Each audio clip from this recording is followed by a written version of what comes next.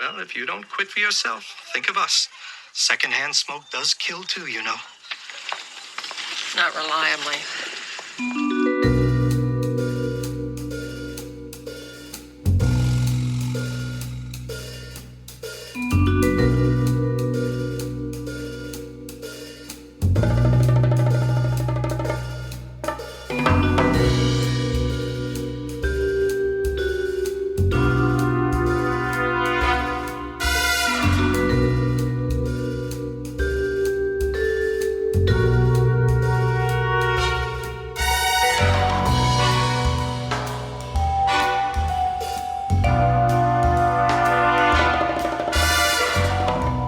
Welcome to episode 56 of the Horror Double Bill, the podcast where each week we pair two movies to create something greater than the sum of their parts.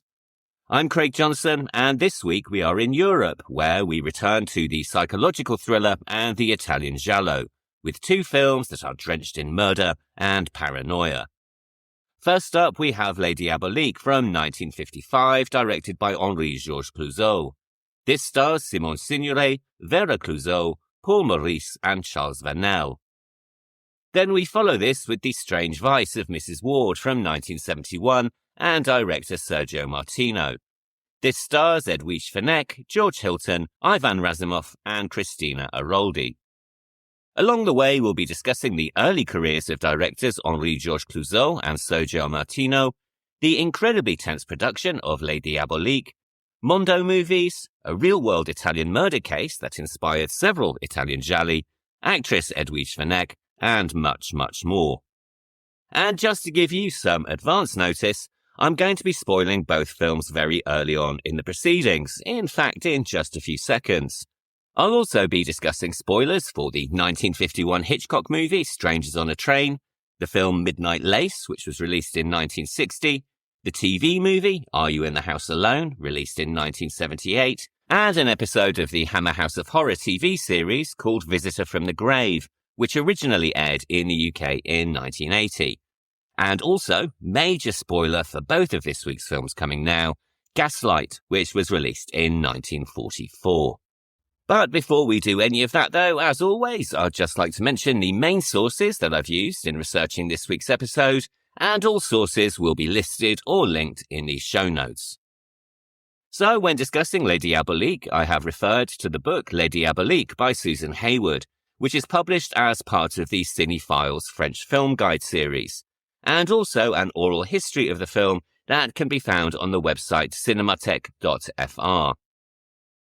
And when discussing The Strange Vice of Mrs. Wardh, I have referred to interviews and extras that can be found on the Blu-ray release of the film from Severin Films, and the books Italian Giallo in Film and Television, A Critical History by Roberto Curti, Darkening the Italian Scream, Volume 1 by Eugenio Ercolani, So Deadly, So Perverse, Volume 1 by Troy Howarth, International Horror Film Directors, edited by Danny Shipka and Ralph Beliveau, All the Colours of Sergio Martino by Kat Ellinger, and an interview with Sergio Martino on the website nanaland.com.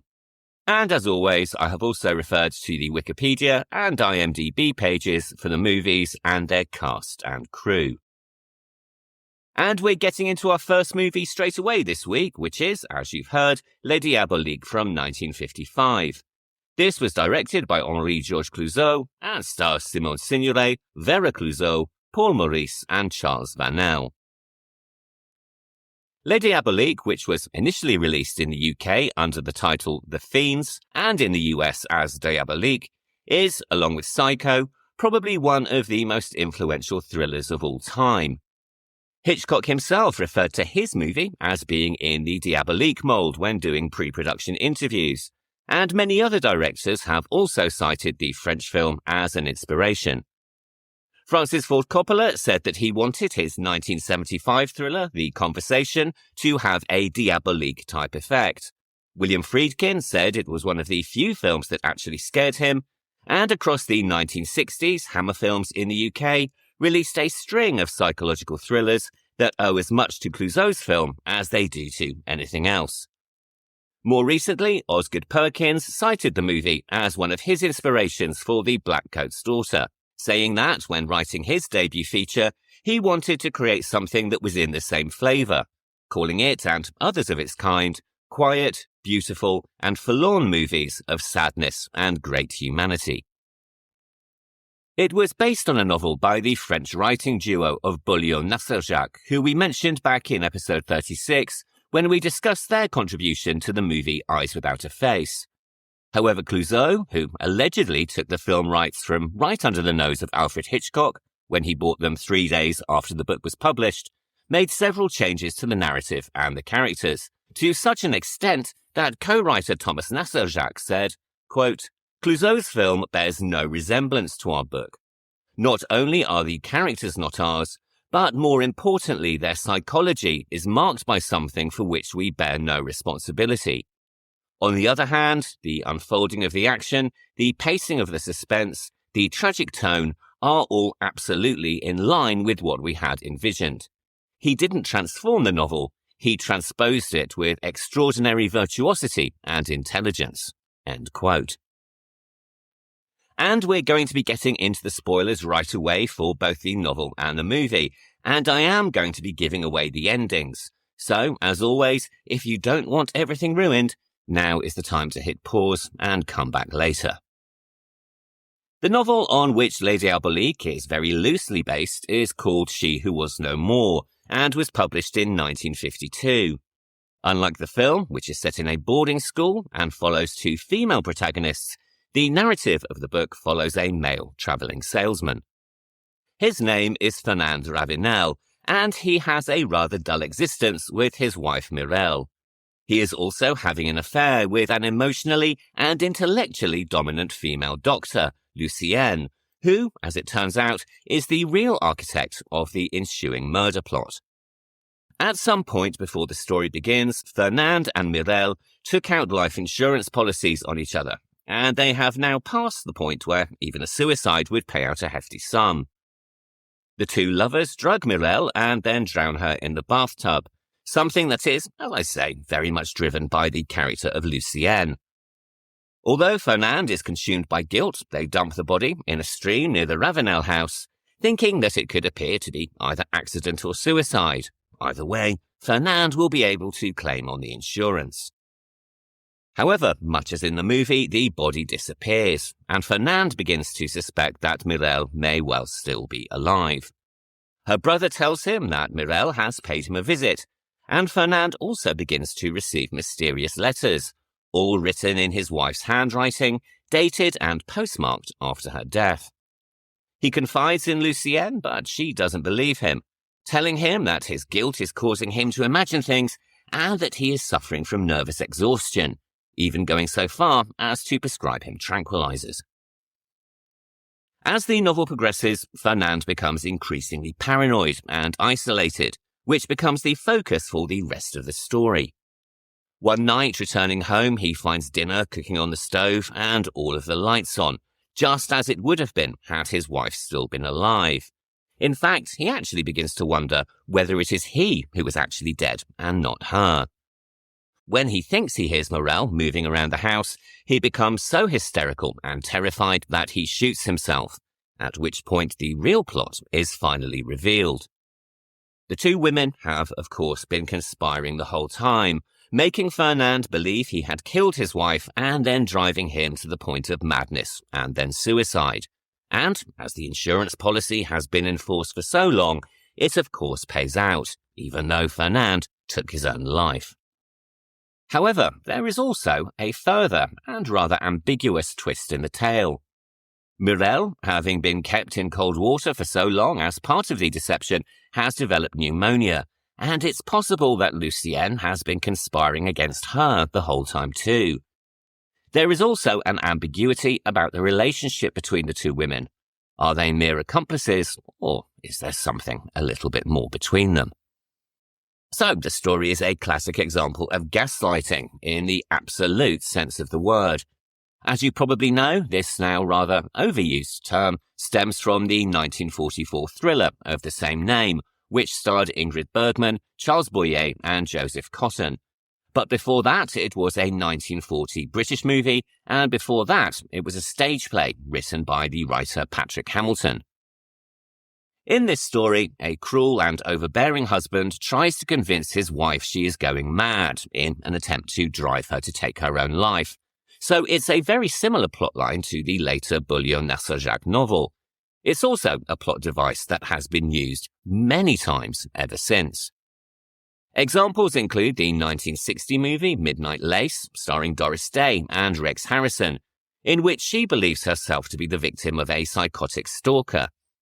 This, though, turns out to be a plot created by her husband and her next-door neighbour, who again aim to drive her insane and then murder her while trying to make it look like a suicide.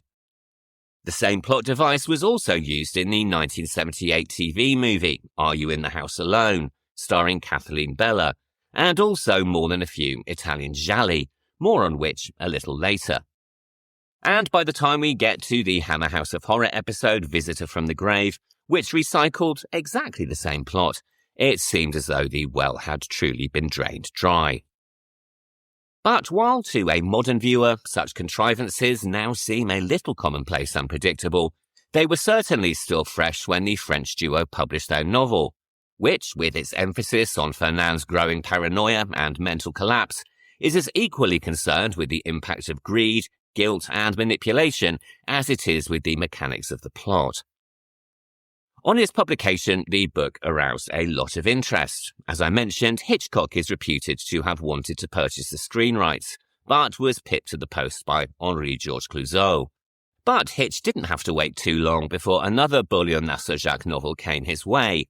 In 1954, they released The Living and the Dead, which would become the foundation for his classic 1958 thriller Vertigo, starring James Stewart and Kim Novak. Henri-Georges Clouzot was a film director, screenwriter and producer who directed 11 features over the course of his career, including arguably the first French film noir, 1943's Le Corbeau, or The Raven, which was released before the term film noir had even been coined. He was also, by all accounts, an incredibly demanding and difficult director, particularly on the set of our first movie, though more on that a little bit later. He was born in Niort, France, a town that he would later use as the location of Nicole's home in Les Diaboliques. He began his artistic career in Paris as a playwright, song lyricist and adapter, and his work soon caught the attention of a producer called Adolphe Osso, who hired him and sent him to Germany to work as a translator at a film studio in Berlin. While he was here, he translated scripts and dialogue for over 20 movies, and was also introduced to German Expressionism, particularly the works of Fritz Lang and F.W. Murnau, both of whose work would act as an influence on his own later films. He also made his own first short film, and this was a 15-minute comedy called The Terror of the Batignolles. This has since been described as, quote, surprisingly well made, with expressive use of shadows and lighting contrasts that Clouzot would exploit on the full-length features he would make years later. End quote. But this was the 1930s, and in Germany, Hitler and the Nazis were on the rise. In 1934, he was fired from his studio job because of his friendship with Jewish film producers, including Adolphe Osso, who had first noticed his talents. A year later, he contracted tuberculosis and was sent to Switzerland, where he remained bedridden in a sanatorium for nearly 5 years. Provided with financial support by family and friends, he used this time to study and perfect his writing skills, and as a result, his biographer, Marc Godin, has said that this was possibly one of the most significant periods of his life. By the time he was released and then returned to France, World War II had broken out.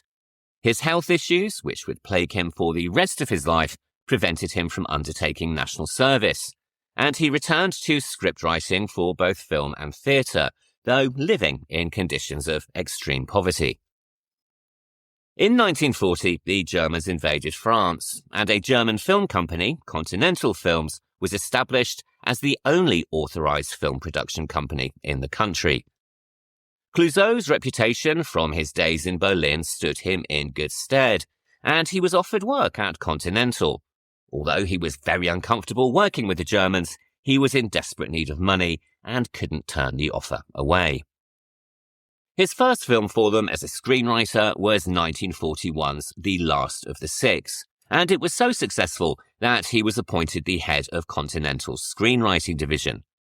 He followed this with 1942's The Murderer Lives at Number 21, which he also directed, and which again proved to be incredibly popular. However, it all began to go horribly wrong when he released his next film, Le Corbeau, which was loosely based on a poison pen letter case in a French town called Tulle in 1917. Clouzot was fascinated by this story and wanted to make it into a film because it was analogous to the letters of denunciation that had become part of French life following German occupation. These letters were secret tip-offs that were sent by civilians to the Nazi occupying forces or to the Vichy regime, which governed the nominally unoccupied southern zone of the country and also collaborated with the Axis powers. A film about poison pen letters that destroyed a small town would be a perfect way for Clouzot to denounce the practice without explicitly doing so, but the topic made Continental Films incredibly nervous. Nevertheless, he proceeded, but the resulting film and its publicity campaign were so controversial that Clouzot fell out with Continental and quit his job 2 days before the premiere. The right wing objected to the film's depiction of immoral characters and its, quote, thinly veiled references to the destructive nature of informing on your neighbours, end quote. Meanwhile, the left wing considered the film to be Nazi propaganda, while the Catholic Church found it, quote unquote, painful and hard. As a result, it was withdrawn from distribution in France, meaning at the time it ended up only being seen in Switzerland and in Belgium. After the liberation of France, Clouzot and several other directors were tried in court for working with the Germans, and despite the fact that he had helped Jewish personnel and had hidden resistance, he was banned from working in the film industry for 4 years, although, as it turns out, this sentence only lasted for 3. Left-wing figures, including Jean-Paul Sartre, Jean Cocteau, Simone de Beauvoir, René Clair, and Marcel Kahn, all sent letters of support and protested against the ruling, but sadly, it was to no avail. It's probably worth mentioning, at this point, an observation from the writer Susan Hayward in her book about Les Diaboliques. Quote, Clouzot is rather difficult to pin down politically. He has been identified as a man of the right, and yet he had as many associations with people on the left as he had connections with the right. For this reason, Clouzot remains ambiguous, which is why, of course, Le Corbeau met with such double-edged response and contradictory readings. End quote. Regardless of your political standing, Le Corbeau, which translates to the Raven, is well worth tracking down if you get an opportunity, if only to see what is arguably the first ever French film noir. During his creative exile, Clouzot worked in secret on his next film, which he would eventually release in 1947. This was Croix des Orfèvres, a French police procedural which became the 4th most popular film in France that year. He followed this with Manon, which was released in 1948 and was seen by just under 3.5 million people in France, as well as winning the Golden Lion at the Venice Film Festival. Then came a short film, The Return of Jean, about the survivor of a concentration camp who finds a wounded Nazi war criminal who he interrogates and tortures. And this was incorporated into an anthology film called The Return to Life, which was released in 1949. His next film, a comedy, Niquette and Her Mother, which was released in 1950, was not as successful.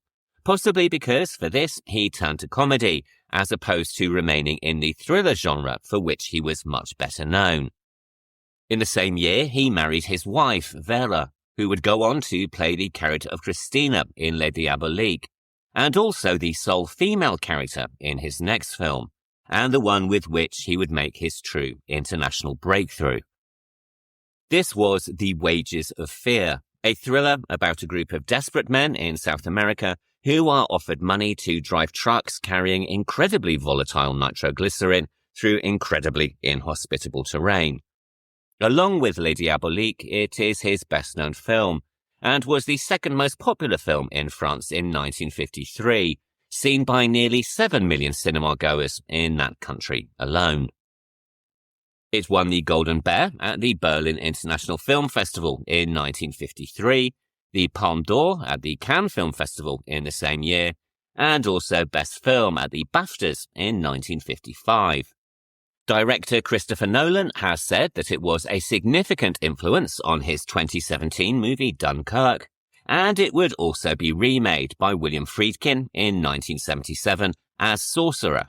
Though it has to be said, Friedkin would go on to say that his version wasn't a remake and was actually just an adaptation of the original source novel. Okay, Billy, whatever you say.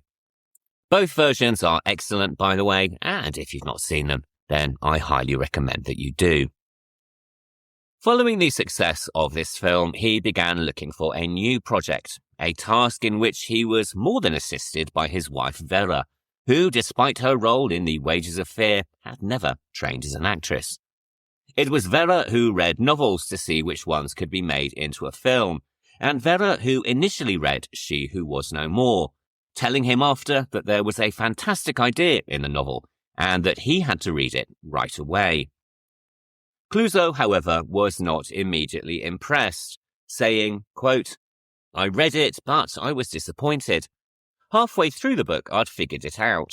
Véra told me, keep going. At 4 a.m, I finished the book, and by 9:30, I'd bought the rights." End quote.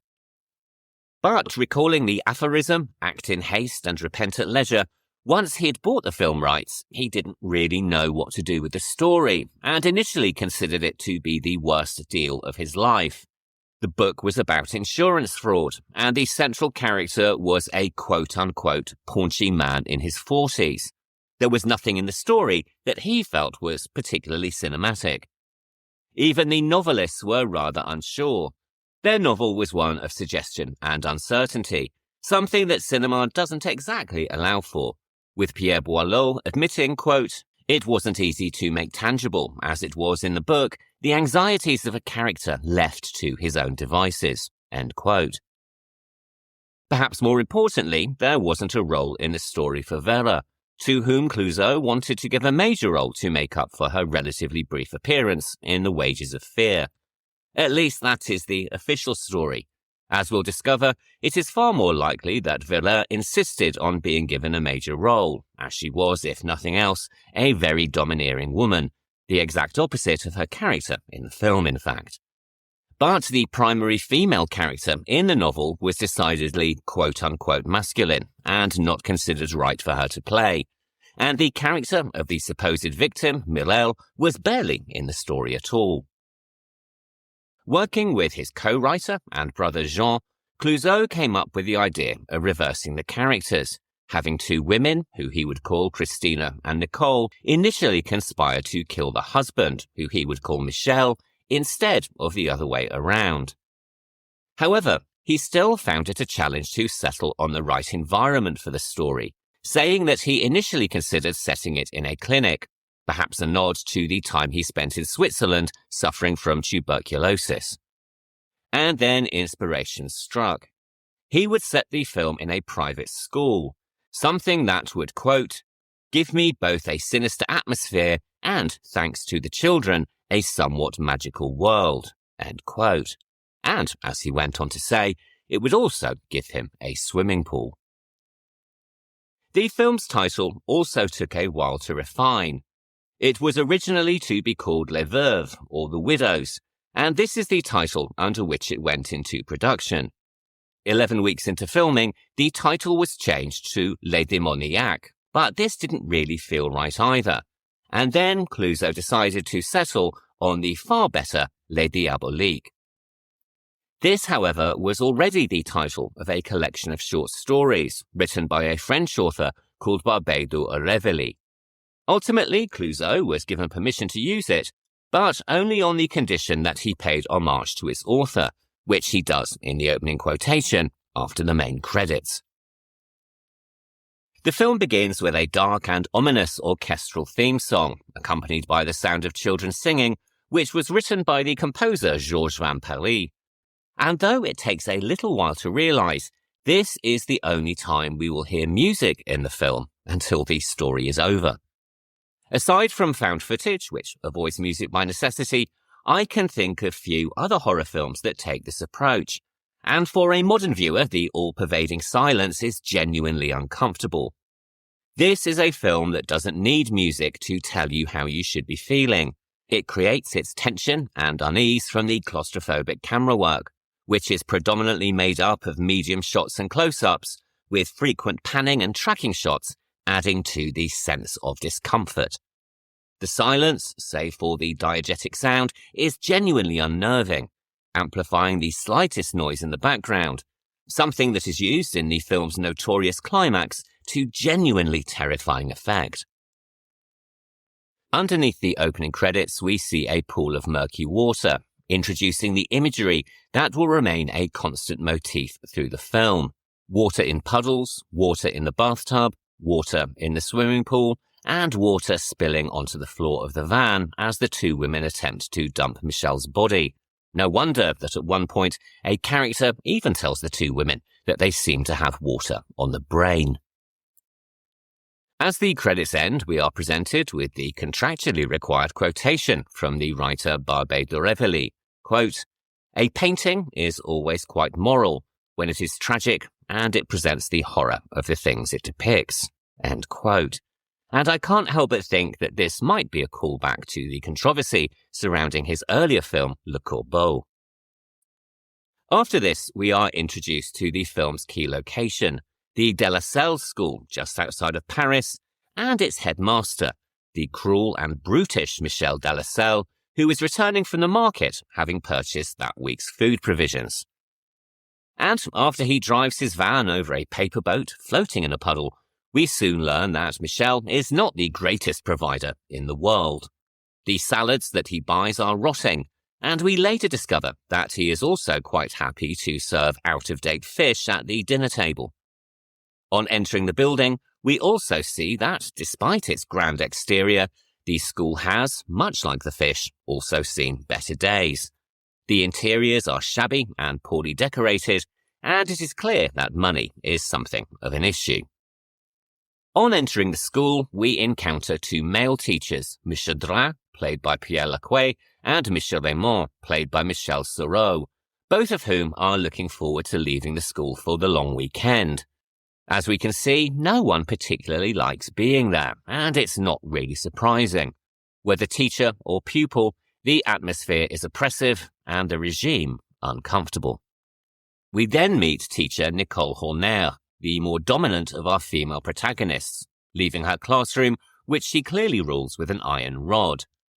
She is played by Simone Signoret, one of the greatest French actresses of all time, who would go on to win an Oscar for her performance in 1958's Room at the Top.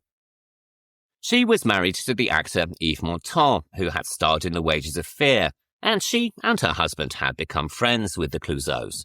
Though, to be fair, I am playing rather fast and loose with my usage of the word friend there, as despite the fact that the couples holiday together in the south of France, their relationships were more than a little strained. Clouzot did not consider Signoret talented, or at least that is what he used to tell her.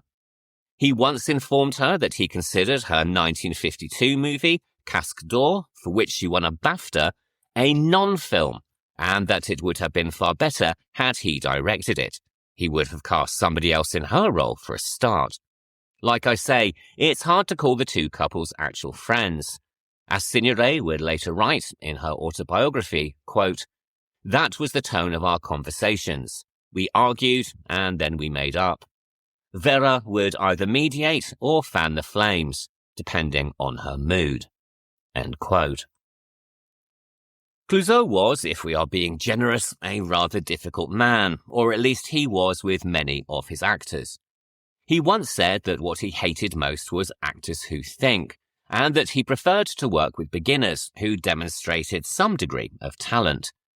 And given that Simone Signoret was indeed a thinking actor, when he first called her to offer the role of Nicole, she was under no illusions as to his actual motivations. Firstly, she had star power that would help bring in the box office. And secondly, with Véra, who was not a trained actress in the lead, he needed somebody who could support her through such a complicated part. At the time, Véra considered Signoret to be a friend, even though it is clear that the relationship between the two women was as strange as the relationship between Signoret and Clouzot himself. In her autobiography, Signoret makes it completely clear that it was Véra who wanted the main role in the film, and that she only pretended that her husband had talked her into it, writing, quote, "It wasn't him who wanted to direct his wife. It was she who wanted to direct. You could write 3 volumes about Véra Clouzot. She was funny, unbearable, generous, crazy, unhappy, and capable of making other people unhappy. She was also ill. I adored her and hated her. And I also miss her." End quote.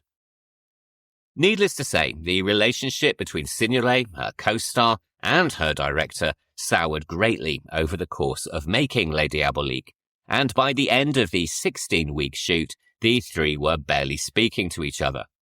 This was partly due to the growing tensions on set, which, it is fair to say, fed nicely into the dynamic between the characters in the film. Another actor, Michel Serrault, who plays the younger male teacher, Monsieur Raymond, recalled that the atmosphere certainly wasn't light-hearted. Quote, "There was a gloomy, oppressive feeling that fueled my stage fright more than it should have. Everything felt incredibly serious, like every move was a matter of life and death. But above all, we feared incurring the wrath of the director, whose natural pessimism and fiery temperament found fertile ground in these diaboliques." End quote. But the tension was due to more than just personality clashes. Although Simone Signoret had agreed to and signed an 8-week contract, she failed to read all of the small print. Well, why would you? They were all friends. So, when the shoot ran over for a further 8 weeks, she discovered that not only was she obliged to stay on, but also that she wouldn't be paid for the additional time. Charming. Clouzot also attempted to desexualize her, insisting that she cut her long hair and giving her drab and very functional costumes to wear, all to make Véra seem more attractive. I have to say this backfired though, because firstly, as it turned out, Signoret liked the new look, and secondly, because compared to the rather mousy appearance of Véra's character Cristina, Signoret's Nicole still appears impossibly chic.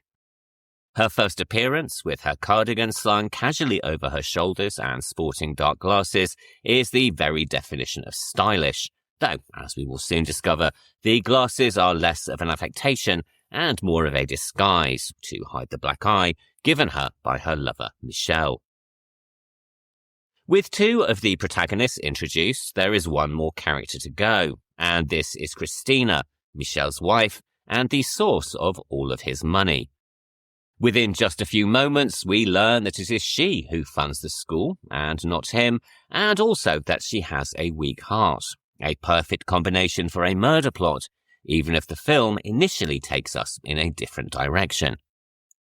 Cristina is, of course, played by Véra Clouzot, depicting a character that is apparently as far removed from her actual personality as it is possible to be. Actor Paul Meurisse, who plays Michel, was particularly scathing about both her casting and her performance, saying in a later interview, quote, "If she was an actor, then I am a Chinaman. How many hours were spent finding clever ways of lighting her face to give it even a suggestion of expressiveness? How much teeth grinding and muffled dissent on Simone Signoret's part, who was watching her talent being used to support the total emptiness of her co-star. But even more craftily, they muted the light on Signoret so that her beauty would not squash still further the insignificance of Véra's face." End quote. I have to say, though, this is perhaps a little unfair, or at the very least, the lighting and editing tricks employed by Clouzot must have worked, as her performance in the film is rather good.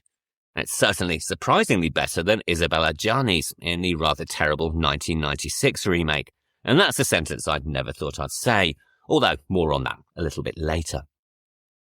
We soon discover that the women are conspiring against Michelle, whispering in a classroom over a mysterious bottle of liquid that one of the young pupils mistakenly believes to be alcohol, but which turns out to be a sedative. Their plan is for both of them to leave the school for Nicole's house in Niort, and then lure Michelle to come and see them, taking advantage of the long holiday weekend to give themselves an alibi for his subsequent disappearance. And one can hardly blame them for their plotting. Michelle may have simply seemed terse and rather a cheapskate on his first appearance, but we soon establish that he is quite the brute, calling his ill wife a quote-unquote little ruin, forcing her to eat spoiled fish at the dinner table in front of all of the children, and then shortly afterwards demonstrating a capacity for domestic violence. As I mentioned, Michel is played by the actor Paul Meurisse, who had begun his career as a singer alongside his then-lover Edith Piaf. Piaf, however, saw little future for him in singing and persuaded him to move into acting instead, at which he was far more successful. Although possibly best remembered outside of France for his role in this movie, by the time of filming he had already made 29 films, and he would continue to make 35 more afterwards. Much like his co-star Signoret, he was not exactly the biggest fan of the director, though he did say that, on balance, he personally had no cause at all to complain about his treatment, possibly because he wasn't filming for as long as his co-stars, and also, quite possibly, because he was a man. His performance as Michel is suitably hateful. The man is, as I've mentioned, cheap, brutish, and conniving, and after his first few scenes, one cannot wait to see him get some form of comeuppance. Certainly, one can understand why the two women in his life, his wife and his mistress, contrive to plot against him, and his superior air and casual brutality place the audience firmly on the women's side. And so, as they travel to Niort and begin to put their plan into motion, we are less horrified that we are watching a murder plot and more hopeful that they will get away with it. This is particularly true when Michel is indeed lured to Nicole's via a telephone call in which Cristina says she is planning to divorce him and leave him with nothing. This ruse, of course, works like a charm, and he catches the first train there. Nicole retreats upstairs to act as a distraction for her upstairs tenants and leaves Christine alone to wait for Michel's arrival.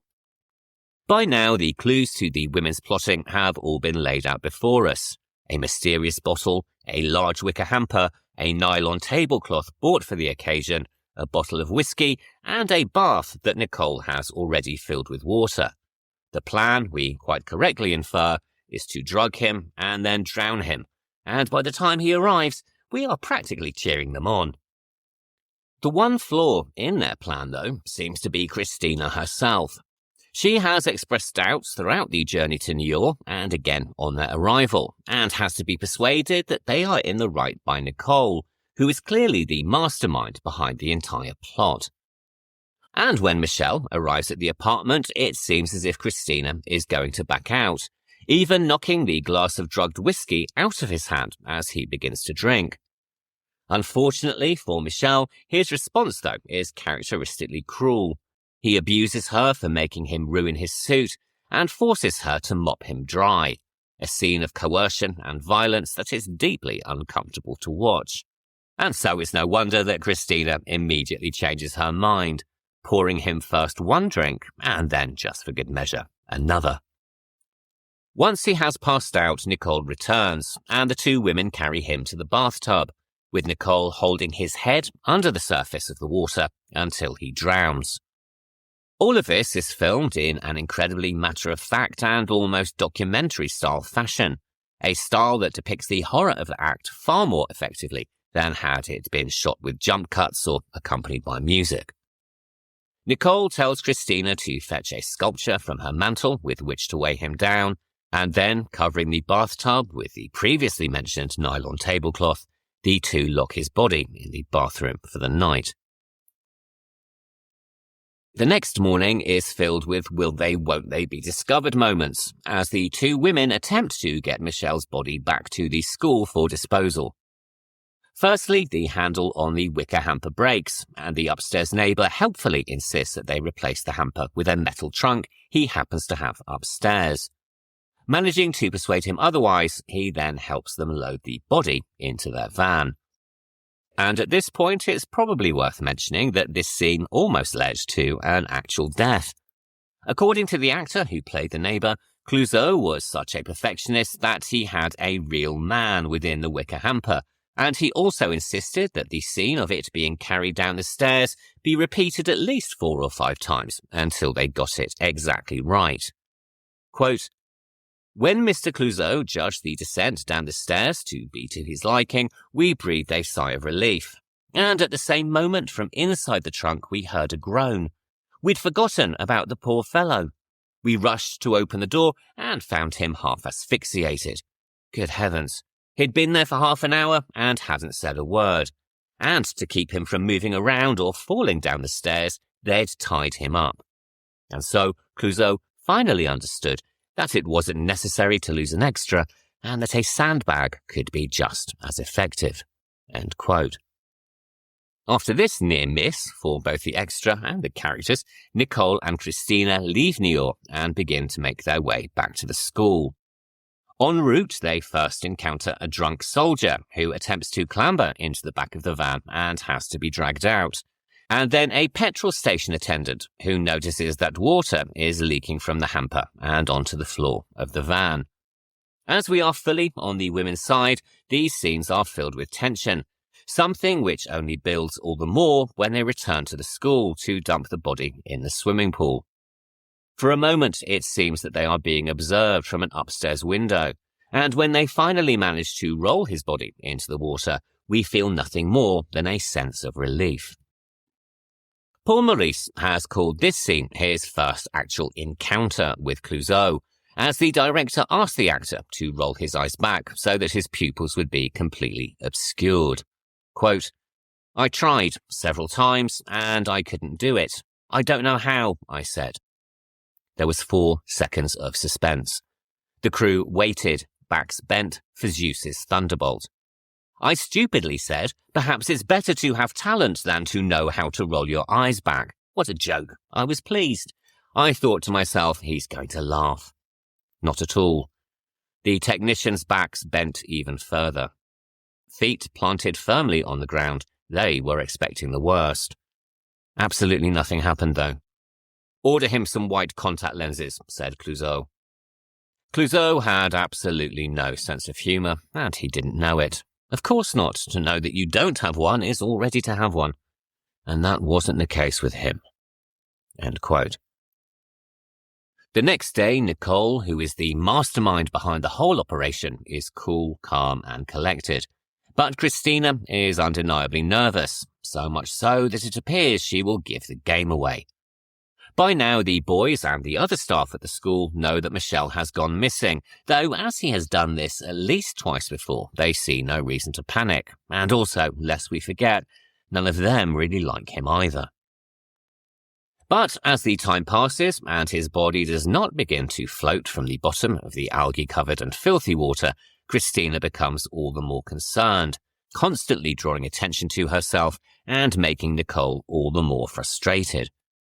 Eventually, Nicole creates an opportunity. She drops her keys into the water and asks one of the schoolboys to dive beneath the surface to retrieve them, thinking, of course, that he will find the body. And when he finds neither the body nor the keys, they order that the pool be emptied. But when it is, they, and we, discover that Michelle's body is nowhere to be found. At this point, the dynamic between the two women shifts dramatically.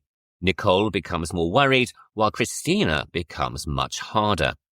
The two begin to fight over who is actually responsible for the killing, with Cristina accusing Nicole of using childish games from which to construct a murder plot. They argue about whether they should involve the police, and further cracks begin to appear in their relationship. And these cracks only begin to widen into crevices when Michel's presence starts to make itself known. First, the suit that he was wearing on the night of the murder is returned from the dry cleaners, prompting the two to visit the establishment to find out who left it there to be cleaned. It is, of course, a man answering Michel's description, a man who has inadvertently and very conveniently left behind a key to the hotel room in which he is apparently staying. Once again, we see a shift in the two women's dynamic, as Nicole appears to fall apart while Cristina visits the hotel room to investigate, leading to a nicely judged moment with a mirrored door that is not the usual jump scare opportunity, but more a moment of darkly comic relief. And when Nicole later reads that a man has been found drowned in the River Seine, it is Cristina who is brave enough to go and see whether the body is indeed Michel's. This brings her into contact with Detective Fichet, a retired police commissioner whose suspicions are aroused by her behaviour at the morgue. He offers to help investigate, to which Cristina, of course, cannot say no. And when he travels with her to the school to do so, the tension begins to ramp up all the more. We are now less concerned with the murder and whether the two women will get away with it, and Fichet's attempts to trip them up, asking about the clothes Michel was wearing when he disappeared and rummaging through the wardrobe, serve as a fantastic plot device to draw our attention away from the real conspiracy that is happening under the surface.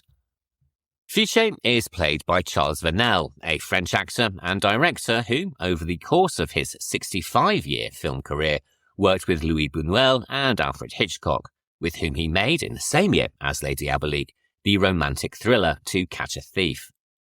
Vanel had already worked with Clouzot on the film The Wages of Fear, and his experience on this set was largely positive, though this may have been because they had already clashed in the past. Quote, Clouzot was charming to me, since we had cleared the air once and for all before filming The Wages of Fear. But that was Clouzot for you. If you stood up to him, he was the one who backed down. Otherwise, he put on his torture act. Clouzot revelled in these ambiguities. For an actor, ambiguity is the most interesting thing to play, but being subjected to it is another story. End quote. Despite, or perhaps because of, Fichet's presence, still more clues surrounding Michel's possible survival start to appear. A young pupil, who is found raking up leaves in the schoolyard, says he has been told to by the headmaster as a punishment for breaking a window. He is called a compulsive liar and a fantasist, and, as a result, he receives further punishment from the teachers. His slingshot is confiscated, and he is forced to stand in a corner facing the wall. Perhaps more ominously, when the school photograph is taken and developed, a figure is seen looking out of a classroom window in the background, and on closer inspection, it is quite clearly the ghostly face of Michel. By now, we are beginning to wonder whether we are in the realms of the supernatural and whether Les Diaboliques is a ghost story as opposed to a more conventional thriller. Perhaps unsurprisingly, all of this begins to prove far too much for Cristina's already weakened heart. She collapses and is advised to stay in bed, and when Nicole, who appears frightened and confused by all of the occurrences, leaves the school, asking Cristina to accompany her, she declines and seems almost resigned to her ghostly punishment. But she is also incredibly frightened. Now without her accomplice to confide in, she eventually confesses to Inspector Fichet, who seems rather unconcerned that she has in fact confessed to a murder. As we will discover, he already has a sense that what is going on is far more than Cristina believes, and he continues his investigation of the school grounds. Firstly, the drained swimming pool, and secondly, the room above the garage where the wicker hamper has been stored. With the tension having been expertly constructed up to this point, we now reach the climax of the movie, a set piece that shows Clouzot's mastery of tension, as well as the clear expressionist influences of F.W. Murnau and Fritz Lang. Disturbed in more ways than one by an unexplained light in a window of the school, Cristina goes to investigate, her white nightdress making her seem ghostly against the dark shadows of the corridors.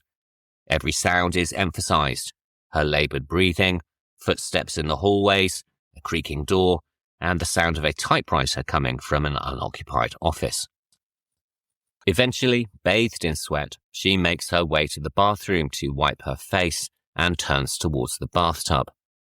Michel's body lies below the surface, his eyes a horrifying white.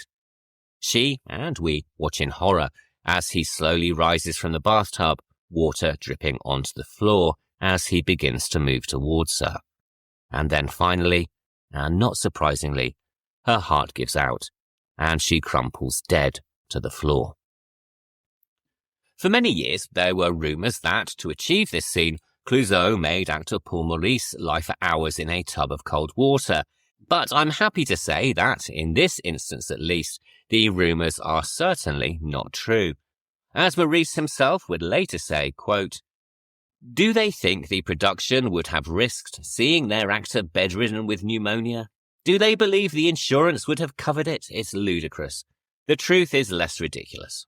A large superheated cabin had been built 4 or 5 meters from the bathtub, so that every 20 minutes, when I requested it, I could get out of the water, be pampered, and put on dry clothes. And then we would start all over again. As to the water, it was kept at a constant temperature. It's one of my fondest memories. Everyone, starting with Clouzot, was incredibly attentive to me. The scene lasted 2 days. And at the end of each day, I went home completely drunk because they kept offering me so many hot whiskey toddies to cheer me up. 2 days of laziness, whiskey, comfort, and attentiveness. What more could you ask for? Sometimes the film industry is truly wonderful." End quote. Unless you're an extra tied at the bottom of a wicker hamper, that is.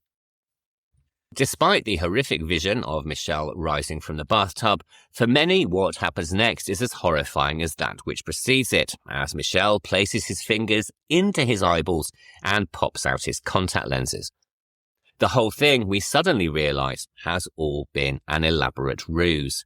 Something that is confirmed when Michel calls Nicole in from the hallway, and the 2 conspirators celebrate their good fortune and the fact that they will inherit all of Christina's money and with it the school. Sadly for them, though, they celebrate just a little bit too quickly. Fichet, still at the school, has overheard everything, and the 2 are promptly arrested.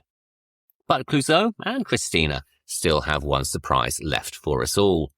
The next morning, as the school begins to close, the young boy, accused of being a fantasist earlier, is playing with his previously confiscated slingshot. How did he get it? He is asked by one of the teachers. The headmistress gave it to me, he says. She's not dead. She came back. She came back. Perhaps it is a ghost story then, after all. The last frame of the movie is a message to viewers, saying, quote, "Don't be devils. Don't ruin the interests your friends could take in this film. Don't tell them what you saw. Thank you for them." End quote. Of course, I have to admit that I have just done exactly that, but given the number of spoiler warnings I put in the episode, I think I can get away with it, devil that I clearly am.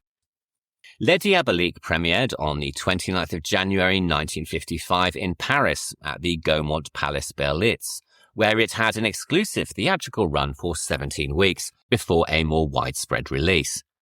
In the US, a press screening was held in New York on Halloween 1955, which was then followed by the official US premiere on the 21st of November, and in the UK it premiered on the 1st of December under the title The Fiends. As I mentioned a few weeks ago, it also formed part of a double bill in the UK with Hammer's X the Unknown, a pairing that, even all these weeks later, still can't quite get my head around. A major box office hit in both France and the United States, the critical response was incredibly positive. The New York Times called it, quote, "a pip of a murder thriller, ghost story, and Gronguignol play rolled into one," end quote. While the Chicago Daily Tribune wrote, quote, "If you like a good mystery and can stand it fairly morbid and uncompromising as to detail, this is one of the best offerings in a long time," end quote. Meanwhile, the New York Daily News praised all of the performances and said that the horrors, both psychological and physical, made Diabolique a shocker worthy of the devil himself. The British critics were slightly less favourable and far more moralistic. The Sunday Express said that the film was an example of calculated malevolence, while the Daily Mirror described it as a suspenseful but sordid slice of French life, and asked just how horrible can films get, which I guess they found out 5 years later when Psycho was released. As I mentioned at the start of this episode, Les Diaboliques is without doubt one of the most influential thrillers and psycho horror films ever made, and as such it earned itself, if that's the right expression, a remake in 1996. This was Diabolique, starring Sharon Stone, Isabella Gianni, a woefully miscast Kathy Bates, and a rather hammy Chaz Palminteri. Despite Sharon Stone's very good performance as Nicole, it really isn't a patch on the original.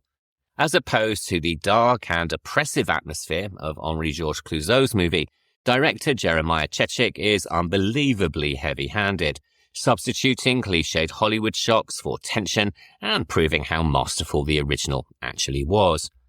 Worse still, Isabella Gianni's characterization is unbelievably irritating, and they go for a double twist ending that was clearly meant to be surprising, but which just ended up leaving me feeling incredibly underwhelmed. It does, however, have one line of brilliantly written dialogue, but given that it's not worth sitting through an hour and a half just for that, I decided to use it as the opening soundbite for this week's episode, saving you both the bother and the pain. You can thank me later. Far more interesting, though, is a film that is not so much a remake or a reimagining, but which clearly takes Clouzot's movie as partial inspiration. This is The Corpse from 1971, also known as Crucible of Horror. A very interesting film with an outrageously nasty performance from Michael Gough.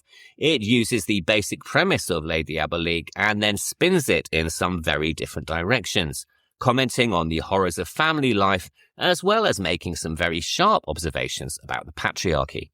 It's all rather nasty and very uncomfortable, and if you want to have a thoroughly miserable and horrible time, I suggest that you pair it with Pete Walker's Frightmare from 1974, a film that we discussed back in episode 3.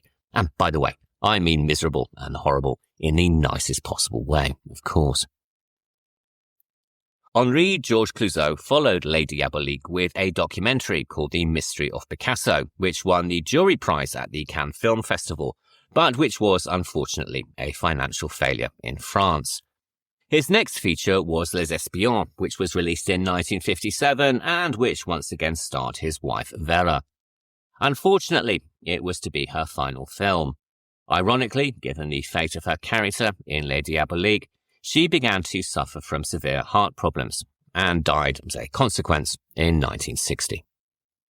Clouzot continued directing after her death, but with the rise of the French New Wave, his films began to seem old-fashioned, and his earlier works, including Les Diaboliques, came in for some very loud criticism from publications such as Cahiers du Cinéma. And, of course, he took these criticisms to heart, as one would, denouncing many of his earlier efforts. Never a very healthy man, in 1964 he began directing Inferno, which was never completed, as his doctors and his insurance agents ordered the production to be stopped.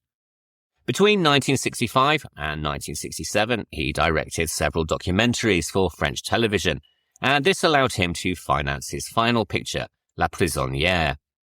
Production began in 1967, but once again he fell ill and filming had to be halted.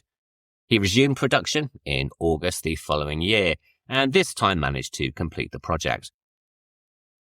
After this, his health grew increasingly worse, and he more or less retired from filmmaking permanently, though he did write some screenplays during the 1970s without ever filming them. In November 1976, he was hospitalized and underwent open heart surgery, and he died 2 months later in January 1977. Age 69. All of which brings us on to our second film of the week, and one which owes more than a little to our first. This is The Strange Vice of Mrs. Wardh from 1971 and director Sergio Martino. It stars Edwige Fenech, George Hilton, Ivan Rassimov, and Cristina Airoldi. The Strange Vice of Mrs. Wardh marks the debut giallo movie from director Sergio Martino, who, along with Dario Argento and Lucio Fulci, would become a key figure in the subgenre across the early 1970s. His titles, wonderfully evocative and convoluted, include The Case of the Scorpion's Tail, All the Colours of the Dark, Your Vice is a Locked Room and Only I Have the Key, and The Corpses Bear Traces of Carnal Violence, which was released outside of Italy with the greatly condensed name of Torso, which just really isn't as good, is it? Outside of the giallo, he also directed an entry in the Italian cannibal subgenre with Mountain of the Cannibal God, also known as Prisoners of the Cannibal God, Island of the Fishmen, also known as Island of Mutations, The Great Alligator, 2019, After the Fall of New York, and Beyond Kilimanjaro, Across the River of Blood, to name just a few.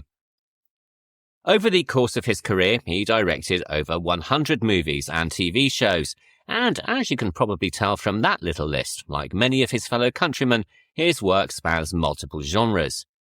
He has said of this that he considers it a privilege to have been able to explore all genres, including documentaries, westerns, science fiction, thrillers, and, of course, horror.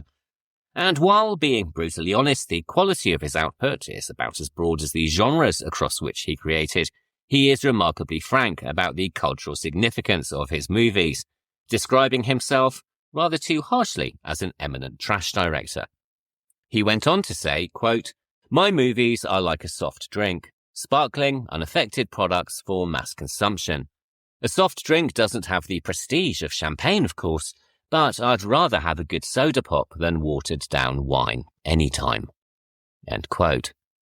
And so, while Fulci's Don't Torture a Duckling was an attack on rural close-mindedness and the Catholic Church, although Lado's Short Night of Glass Dolls was an essay on the corrupt rich, and Dario Argento makes or made gialli that are exercises in style and strange sexual psychology, Sergio Martino's movies are, above anything else, there to entertain. As writer Mikhail J. Koven notes in the book International Horror Film Directors, Martino's films may demonstrate little continuity in terms of style or content, but his true gift as a filmmaker is, quote, in his ability to disappear within the genres to which he contributes. In this regard, Martino is one of exploitation cinema's most gifted genre directors, largely due to his putting the requirements of the genre before his own artistic signature. There are no sequences in his films that one could point to as distinctly Martino-esque, in the same way that one can with Mario Bava, Dario Argento, or even Lucio Fulci's films. The one commonality that emerges is Martino's overall technical competency. His films are uniformly well made, despite their budgets. End quote. Sergio Martino was born in Rome on the 19th of July 1938 into a family which had already made their mark on the world of cinema.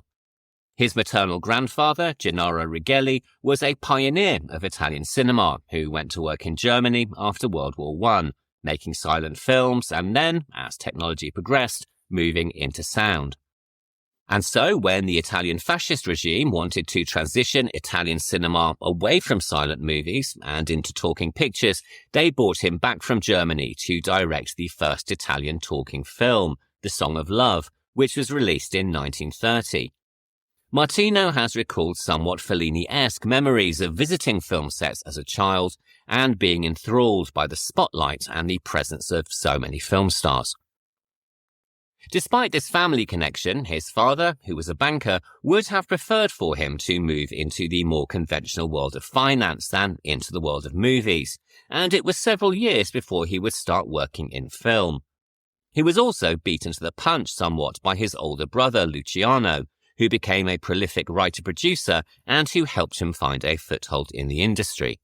The two would later form a successful partnership and a production company called Dania, that would produce many of his later films.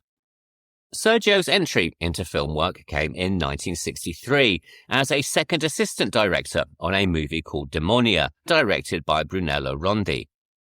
Co-written by his brother Luciano, this is a historical horror about a sexually uninhibited peasant woman who is accused of witchcraft and who has to endure an exorcism as a result, predating The Exorcist by almost exactly a decade. Premiering at the 24th Venice International Film Festival, it was panned by the critics on its Italian release and accused of blasphemy and immorality. It was also described by the censor as, quote, the most offensive film to have been made in recent times, end quote, though it has gone on to be recognised as an early example of folk horror, and in 2015 won the Best Rediscovery section at the Boston Society of Film Critics Awards. Martino followed this with a role as a production coordinator on a film that would prove no less controversial, Mario Bava's The Whip and the Body, released in 1963, which we discussed back in episode 38. The issues that Bava experienced with the censors on this film, particularly the scenes involving sadomasochism, stayed with Martino when he came to direct his own movies, and he has said that he would often film additional sensational sequences just so the censor would have something to cut. This is certainly true of The Strange Vice of Mrs. Wardh, and we'll discuss more on that a little bit later.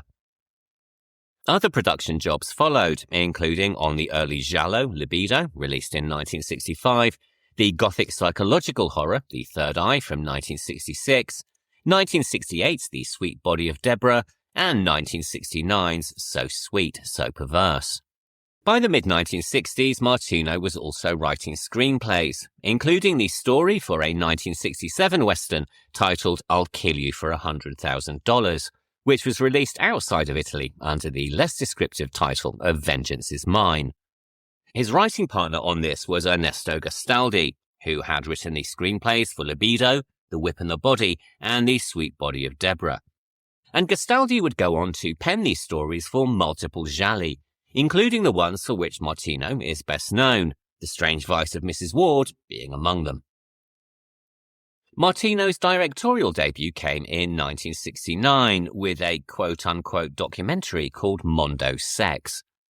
This was an entry into the so-called Mondo subgenre of movies that took its name from the first of their kind, Mondo Cane, or A Dog's World, the film which set the template and which for years I erroneously referred to as Mondo Cane. Mondo movies are probably best described as exploitation or shock documentaries, often intercutting real footage with stage sequences and covering subjects deliberately selected to titillate or otherwise shock the audience. With little to no narrative structure, in most cases these are montage movies, and they've been described by the Anthology Film Archives as, quote, films which scoured the globe for scenes of the extreme, exotic, and disturbingly erotic, all beyond the general scope of experience of a middle-class mid-century audience, bringing back the whole to dump it at their feet. The Mondo movie travelled to the four corners of the earth in search of forbidden experience and taboos to topple, exploring the multifold varieties of human life and even the mystery of human death. End quote. Incredibly popular in the late 60s and early 1970s, the subgenre reached the absolute rock bottom, in my opinion, with the notorious 1978 film Faces of Death, which was reimagined as a slasher movie earlier this year. Martino's entry, also known as A Thousand Sins and No Virtue, unsurprisingly explored sex. However, if you are expecting torrid eroticism, then you may be better off looking elsewhere. I've not seen it, but according to a review on IMDb, it has dated rather badly, and apparently offers very little for the modern viewer, other than a shocking example of late 1960s intolerance. No change from any of the other Mondo films, if I'm really honest, which often seek to titillate or shock, while condemning the very subject matter from which they seek to profit.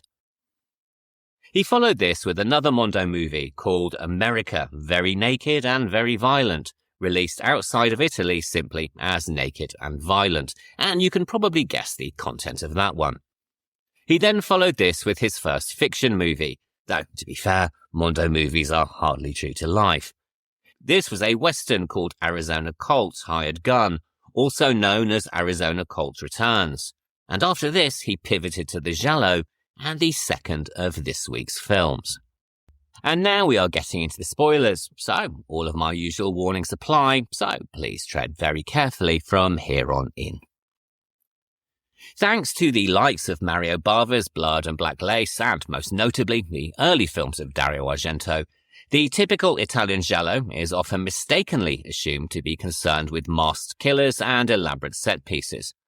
And whilst this is indeed true of some of them, there is much more to the subgenre than the tropes perfected by 1970s The Bird with the Crystal Plumage. Many gialli, especially those released before 1970, are often more paranoid women in peril movies, featuring female protagonists who are at the heart of some conspiracy or another.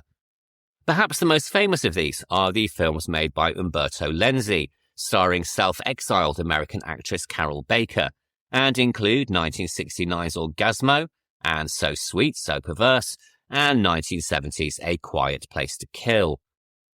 Martino has said that his gialli are the natural development of these narratives, all of which owe much to our first film this week, Les Diaboliques. And he's also been very upfront in saying that The Strange Vice of Mrs. Wardh does indeed owe a lot to Clouzot's movie. But he has also said that it, and others of its kind, also takes some inspiration, not from the world of cinema, but from a notorious real-life murder case. And this is the Fenaroli murder, also known as the mystery of Via Monaci, the street in Rome where the killing took place.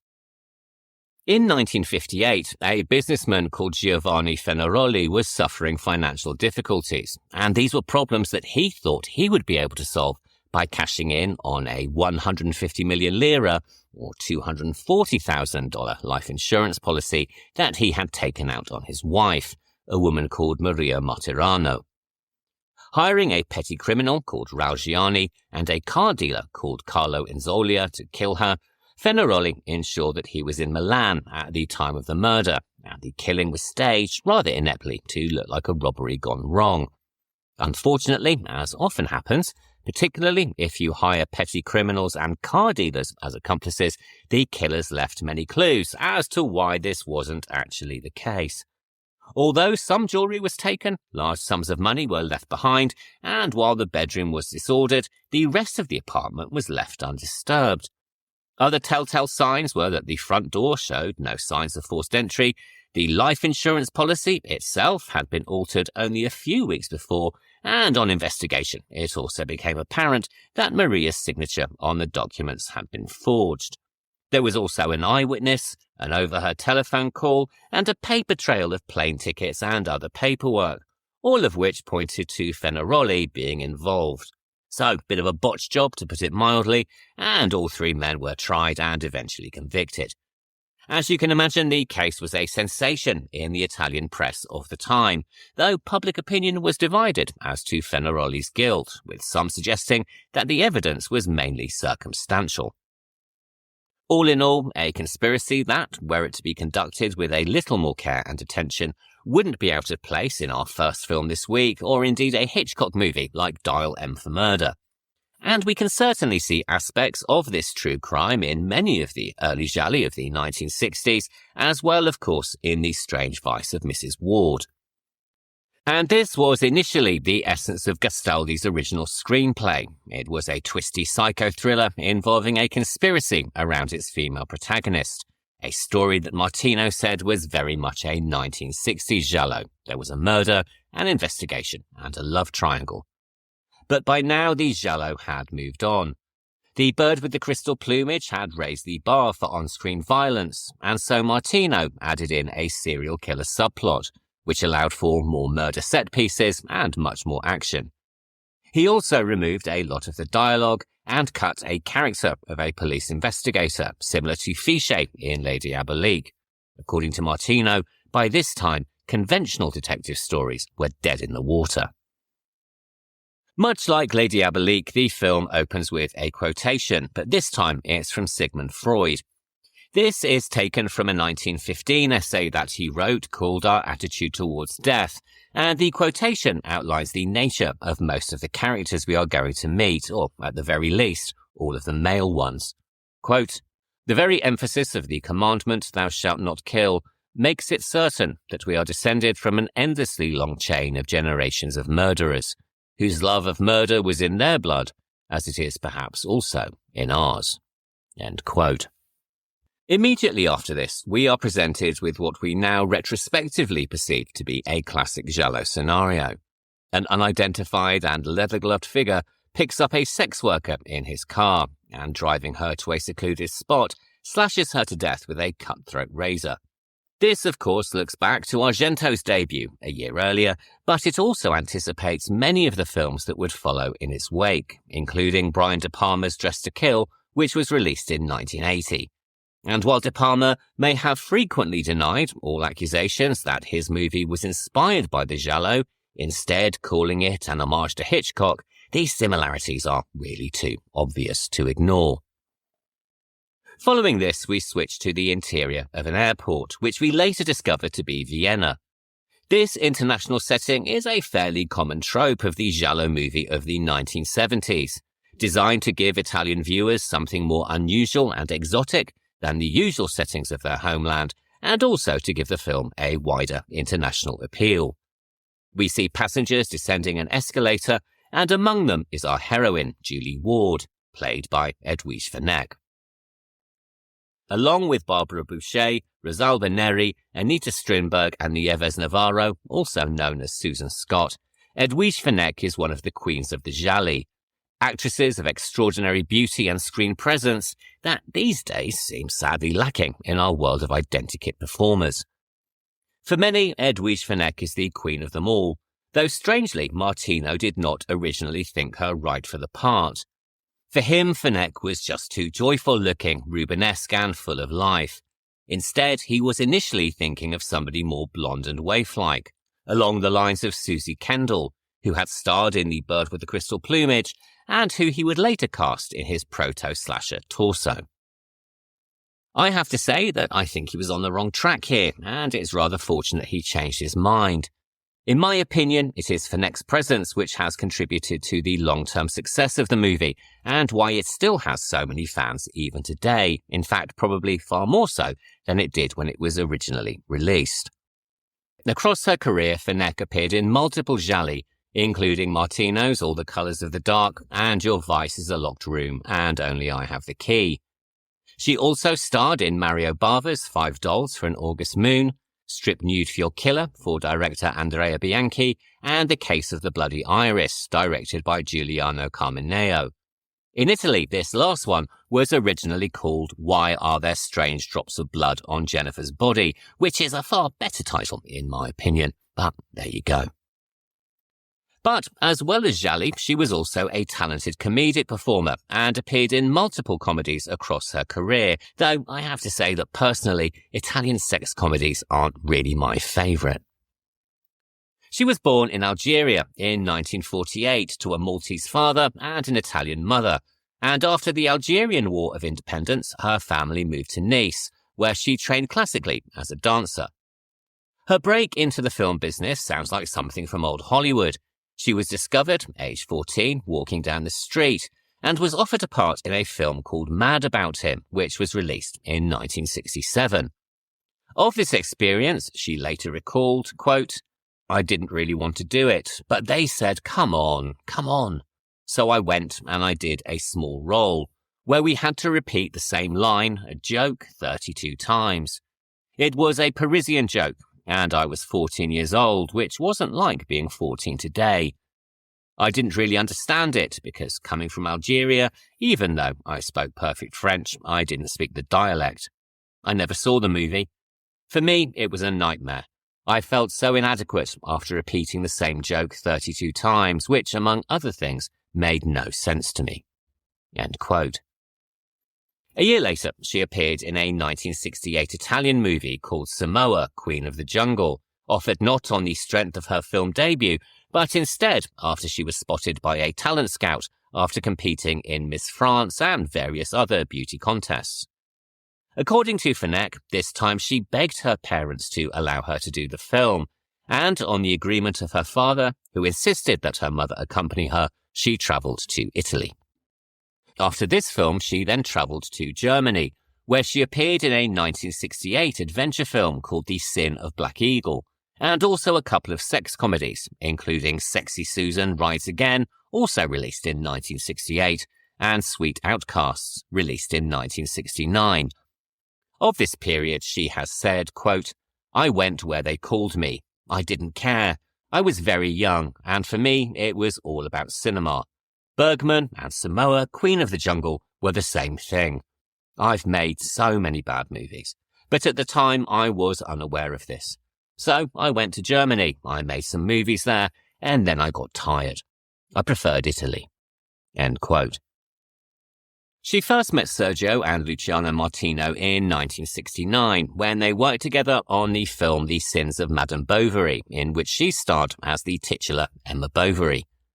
After filming Wrapped, it was decided that the movie needed some additional sequences, and Sergio was asked to direct this footage. This was a scene which required her to run barefoot in the rain through a forest, and which she recalled half-jokingly taught her how sadistic directors could actually be. Her first giallo came a year later with Mario Bava's Five Dolls for an August Moon, released in 1970. In this, she plays an avaricious femme fatale with makeup and hairstyling that, quite honestly, makes her look far older than her 22 years. As we've said in previous episodes, this is quite far from being Mario Bava's best film, even by his own admission, but her presence here is undeniable, dubious makeup choices notwithstanding. She reconnected with the Martino brothers when visiting their studio, Dania Productions, to see a friend who was working there, and shortly afterwards began a relationship with Luciano, who she would later go on to marry.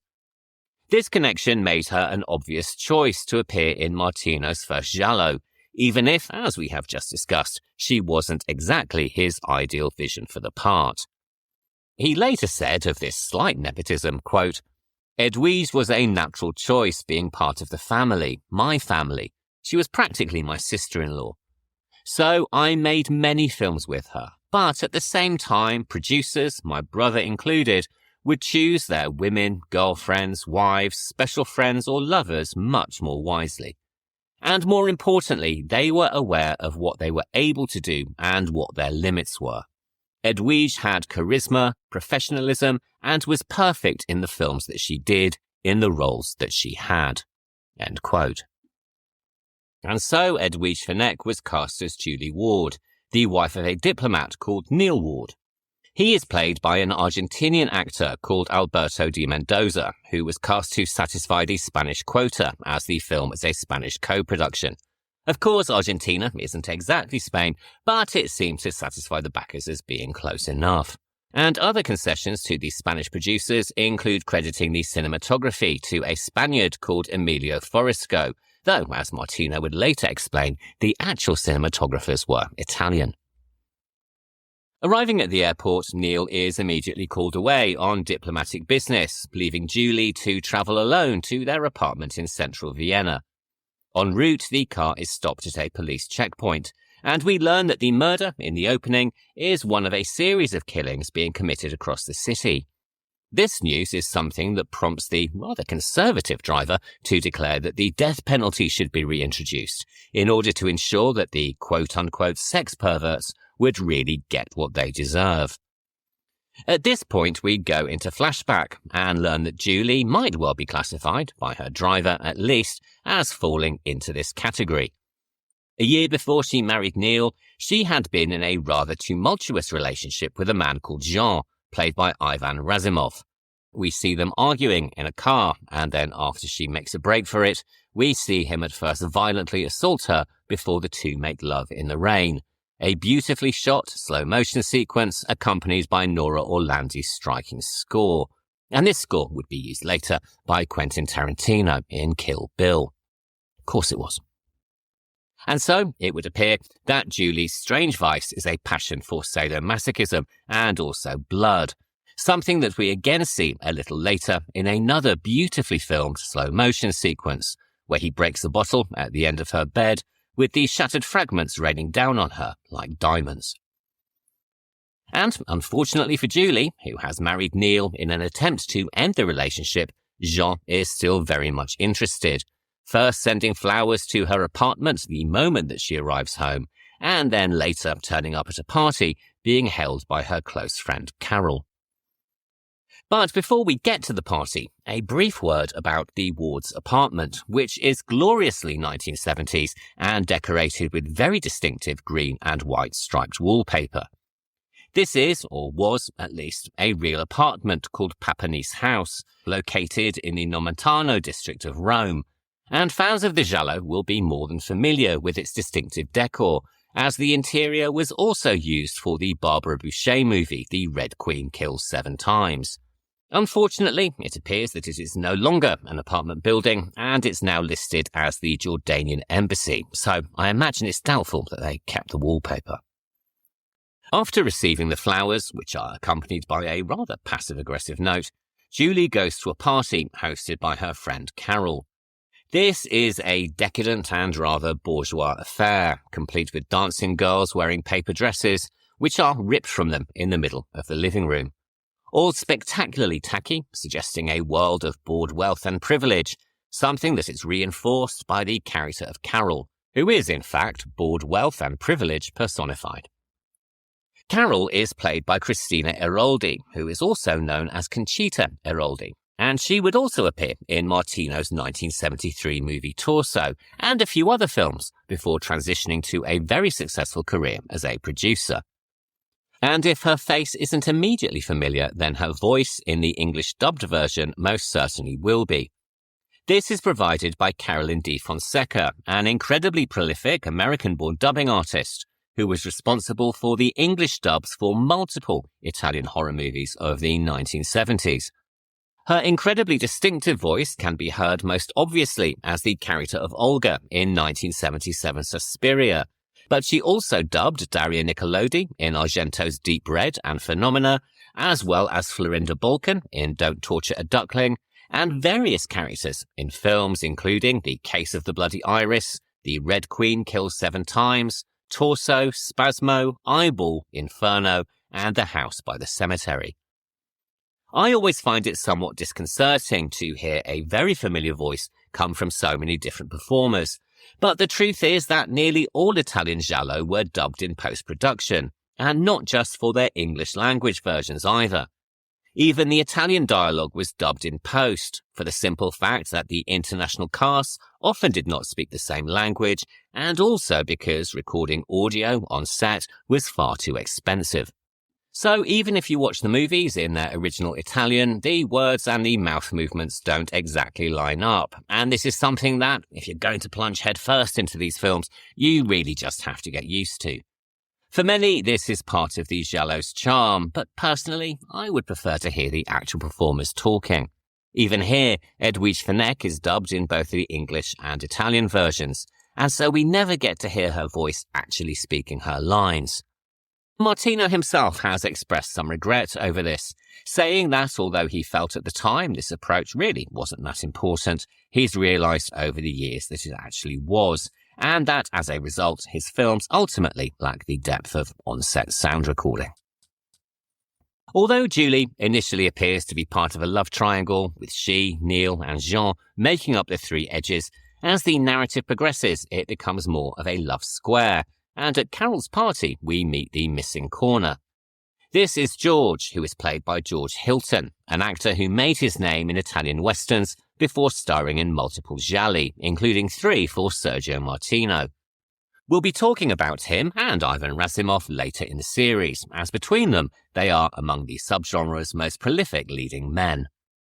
George is Carol's long-lost cousin, and the two are celebrating the death of an equally long-lost uncle, who has left the pair a fortune, a fact that is rather thrown aside, but which will go on to form an underpinning part of the conspiracy. Enraged to see Jean appear at the party, Julie leaves and walks out into the night, only to have him follow her in an attempt to reignite their relations. Unfortunately, Neil arrives at pretty much the same time, leading to a confrontation between the two men, which ends with Neil punching his love rival in the face. And not very hard, it would appear, as Jean's response is only to begin laughing, an act which is designed to emasculate Neil entirely, which it certainly does.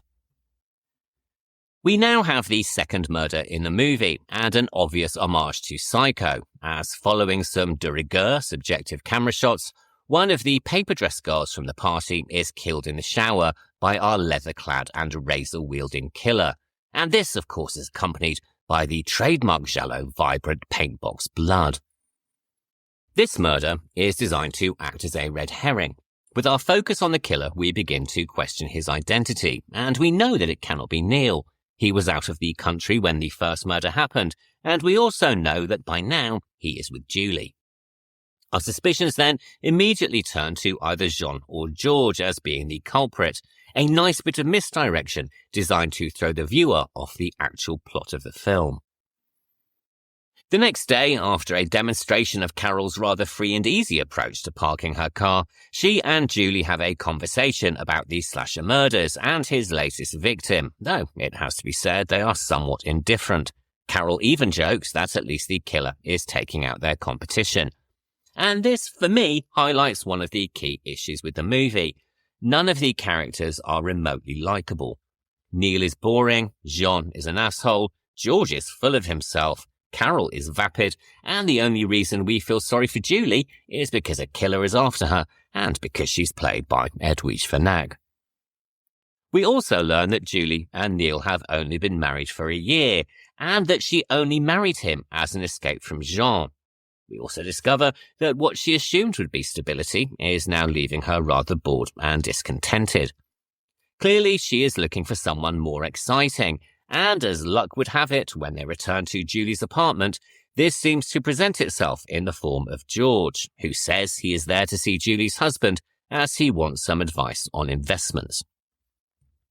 Rather dubious fringed jacket aside, George certainly seems like a better prospect than either Neil or former lover Jean, at least to Julie, anyway.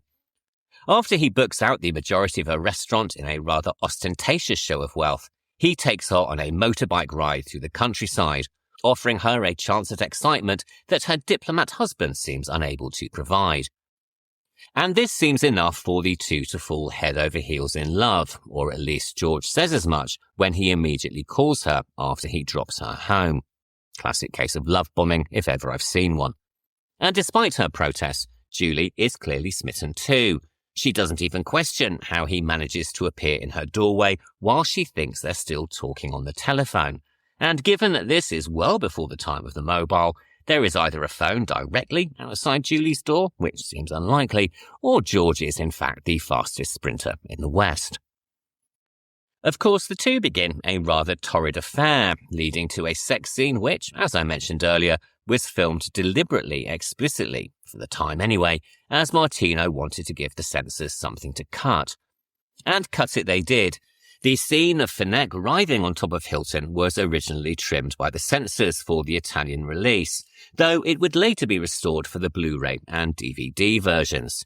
It is, however, remarkably tame by today's standards.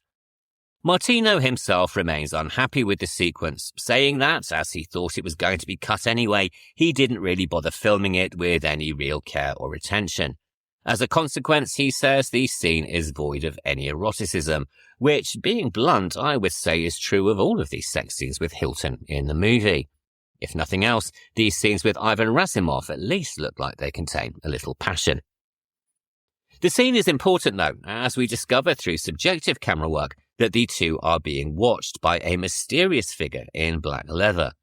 We have already written off Neil as a suspect, and George is clearly engaged with Julie, and so all fingers now point to Jean as the main suspect in the killings that have been plaguing Vienna. After all, we've already established that he is a sadist, and so, for the viewer of the time at least, it's not too far a leap to imagine that this has developed into multiple murder. The next day, Julie receives another bouquet from Jean, with a note that would form the title of Martino's later giallo, "Your vice is a locked room, and only I have the key." She also receives a mysterious phone call, another staple of the giallo, with the voice at the other end of the phone saying that he knows all about her dalliance with George. He tells her to meet him at a park with 20,000 shillings if she doesn't want Neil to find out. This scene also gives us our first clue, and possibly our only clue, as to the killer's identity, as before the call is made, we see a man watching her through binoculars, with his hair colouring indicating that, if nothing else, he certainly isn't the bleached blonde-haired Jean. Julie shares this information with Carol, who offers to take Julie's place and make the assignation herself. After all, she surmises, it can only be Jean, and he won't do anything to her in public, saying that when he turns up, she will just laugh in his face. We now come to our third murder set piece, and one that many have said inspired a similar sequence in Argento's Four Flies on Grey Velvet, though, as we discussed back in episode 3, his scene was in fact derived from the 1943 movie The Leopard Man. This still hasn't stopped people, including Martino, from accusing Argento of copying, though Martino has also joked that as he himself borrowed much from Argento's movies, he's not really in a position to complain. For many years, I assumed that Martino's inspiration for this scene also sprang from The Leopard Man, but as it turns out, his influence was very different. This was the 1966 Michelangelo Antonioni film Blow Up, in which photographer David Hemmings may or may not have accidentally snapped a murder taking place in a park just before sunset. Martino has said he was so inspired by this scenario that he decided to borrow it for this movie, and it's a very effective sequence. Filmed in the famous Schönbrunn Gardens, Martino at first emphasizes Carol's solitude as she waits for her killer, sitting on a bench in a very broad and empty boulevard in a shot that emphasizes the use of technoscope. At the given time, she makes her way to the Palm House, but is met by her killer along the way, at which point the camera switches to handheld and subjective viewpoints, as she is slashed repeatedly with a razor, all of which is intercut with images of Julie at home watching motorcycle racing. Jean is, of course, immediately in the frame and is dragged to the police station, but not before we get a glimpse of the interiors of his apartment, his collection of tropical animals, and several of his own erotic photographs hanging up on drying lines. As it turns out, Jean is a photographer, something that will provide another nod to Blow Up and another red herring later in the story. At the police station, the cops take the rather unusual route of interviewing he and Julie at the same time and in the same room, but as he has an alibi, he is released without charge. After a brief conversation with George, Julie then makes her way home for another of the film's set pieces, where she is menaced and then attacked in the basement car park of her building. Filmed using only the flickering lighting of car headlamps, the scene becomes a strobing mosaic of Julie's panicked face as she first hides behind a car and then makes a break for the elevator, only just getting away as the killer attempts to wrestle open the door. This, for me, is probably the best scene in the movie, and is another indicator that, protest as he might, Brian De Palma certainly saw more than his fair share of gialli.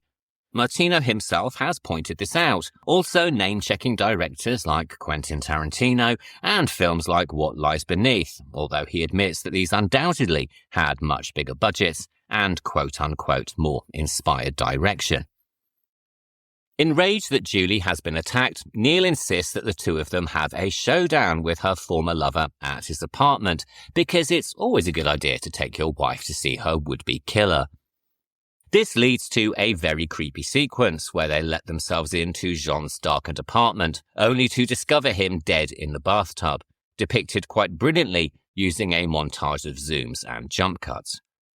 This scene also leads to another reference to Blow Up, as Neil later discovers a photograph that Jean has supposedly taken of his murderer. It's no one we recognise, so once again it serves as a red herring and throws us completely off the scent. By now, Julie has, quite understandably, had more than enough, and without so much as a by your leave, she runs off to Spain with her lover George. This is another opportunity for Martino to give cinema-goers of the day a taste of international glamour, but I think the story would have worked much better had they remained in Vienna for the duration, though I guess there wouldn't have been any opportunity to show Fenech in a bikini if they had. Meanwhile, back in Vienna, our leather-clad killer strikes again, this time attempting to murder an off-duty air stewardess as she talks on the phone. However, this time the victim manages to turn the tables, and she stabs him to death with a dagger that she conveniently keeps by her bedside. And now we finally see the killer's face, and once again, it's no one we recognise. And so it seems that, for Julie, at last, the nightmare is now all over. But of course, this isn't the case. Over in Spain, after another very unerotic fumble with George, he leaves Julie alone to change money at the bank. All rather convenient, given that the second she is by herself, she is at first unnerved by another mysterious bunch of flowers given to her by a young boy in the street, and then almost shot with a harpoon gun. Driving panicked back to the villa, she is immediately thrown off balance by what seems to be a pool of blood on the floor, something that we later see to be rust dripping from a leaking radiator. Fainting dead away into George's arms as he miraculously reappears, a doctor is called to give her a sedative, and George drives off to the nearest town to find a mental health specialist. After all, Julie, by now, is quite clearly paranoid and also possibly a little bit crazy. By now, we are back with Gastaldi's original story, and also clearly in the same territory as Les Diaboliques, fake drowning in the bathtub and all. And so it comes as no surprise really, particularly if you've seen that film, to discover that Jean is actually alive and well. He turns up at the villa, knocks Julie unconscious, and stages a suicide by turning on the gas taps and creating a locked room mystery using a melting cube of ice. It's a nice trick that's effectively shot, but it's also a device that has, if we're honest, been used multiple times in many detective stories, despite the fact that Gastaldi claims it was of his own invention. But cliché or not, the device is enough to fool the police, or at least so it would initially appear. Neil arrives in Spain and accuses George of being responsible for Julie's death, but as Julie's death was apparently a suicide, the case is officially closed. And now, as is the way of all good mysteries, the truth finally comes to light. We discover that, on learning of his mysterious uncle's death, George became rather keen to have all of the money for himself, and so needed to find a way to get rid of cousin Carol. Meanwhile, Neil Wardh, much like Giovanni Fenaroli, has been suffering financial difficulties and wanted to get rid of Julie to benefit from a hefty life insurance policy. And so, the two of them swapped murders, using the serial killer plaguing Vienna as a cover for their crimes. Neil killed Carol in the park, and it was George who attacked Julie in the parking garage. When this failed, they hired Jean to fake his own death and finish off the job, making him the perfect fool guy because, as George later says, he's really rather stupid. And indeed, Jean is rather stupid, something we discover when he agrees to meet George in the desert to collect his earnings, only to be shot dead as a result. The plot device of two killers swapping murders to provide each other with an alibi is of course a reference to Hitchcock's Strangers on a Train, although in this case there were actually 3 killers instead of 2. And this is perhaps one of the film's cleverest pieces of plotting. We certainly suspect at least one of them of subterfuge, but to have all 3 conspiring against Julie is a rather unexpected twist. And much like in the novel that inspired Les Diaboliques, there is also a suggestion, under the surface at least, that there may be far more to the relationship between George and Neil than financially expedient murder. It's not said out loud, and for the time this is hardly surprising, but their very strange car ride when they think they have actually gotten away with murder and drive away laughing and singing certainly suggests there is more to their dynamic than initially presented. Or maybe that's just me. However, as it turns out, and Ice Cube or no Ice Cube, the Spanish police weren't quite so easily fooled. Julie is very much alive, reappearing in the final moments like a vengeful ghost at the roadside, distracting the 2 partners in crime, or possible lovers, and leading them to drive their car off the road and plummet to their death. All a tad melodramatic, but it has to be said handled remarkably well. It might sound daft when I say it aloud, but Martino's direction, the score, and the performances somehow managed to carry it off. However, even by Gastaldi's own admission, This does leave a rather gigantic hole in the plot. If the police lied to Neil about his wife's supposed death, then they must have had a reason to suspect him, and there is nothing at all in the narrative that could have led them or Julie to this conclusion. He has a point, but as I've said before, the giallo isn't necessarily a place where you go looking for logic. Not that the critics of the time agreed with that sentiment. On its release in Italy, they had a field day with the film's labyrinthian plot and its multiple plot holes. The paper, L'Unità, suggested that Martino's vice was for treating his audience like idiots, while a Catholic film magazine, Film Reports, called it, quote, an artificial and incongruous thriller full of tropes and tasteless effects, end quote. Meanwhile, in Spain, the publication The Advance of Segovia found it too cluttered, too far-fetched, and too clumsy in its execution, while in the US, Cine Fantastique criticized Martino for, quote, piling twist upon twist in order to keep a few jumps ahead of the audience, which has anticipated the ending from reel one, end quote.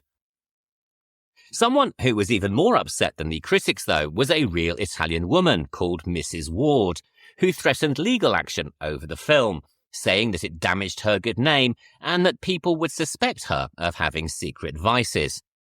As a result, the filmmakers quickly added an H to the end of the original title, resulting in the rather bizarre spelling of our heroine's name that giallo fans have come to know and love. But these criticisms didn't keep audiences away, though it has to be noted that during this period, Italians did spend pretty much every night at one of the lower-priced cinemas as their form of mass entertainment. In Italy, the film grossed 612 million lira during its domestic run, which is the equivalent roughly of $1 million. In Spain, it grossed 15.2 million Spanish pesetas, which again would have been roughly $218,000 at the time. Given that it cost approximately 170 million lira to make, which is about $275,000, that's a very nice profit, and its success led Martino, along with Fenech, Hilton and Rassimov, to continue on in the giallo genre for some years later. Today, of course, it has something of a cult status, something that I personally would put down to the presence of Edwige Fenech more than anything else. Personally, and despite my occasional sarcasm during this episode, I do find it a highly enjoyable movie. It might not have the depth, serious intent, or out-and-out weirdness of some other gialli, but it is beautifully shot, Fenech is sensational, the clothing and the decor are eye-popping, and the kills are very well mounted. A hybrid of the lady in peril gialli of the 60s and the stylized violence of the 1970s, it may, by Martino's definition, be soda pop, but in my opinion, it's a soda pop that still goes down incredibly well.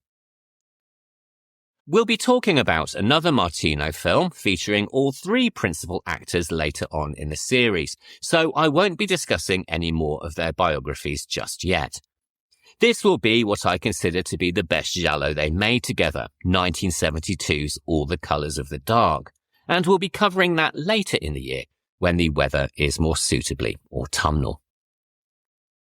Les Diaboliques and The Strange Vice of Mrs. Wardh are both psychological thrillers, with the latter owing more than a little to the former.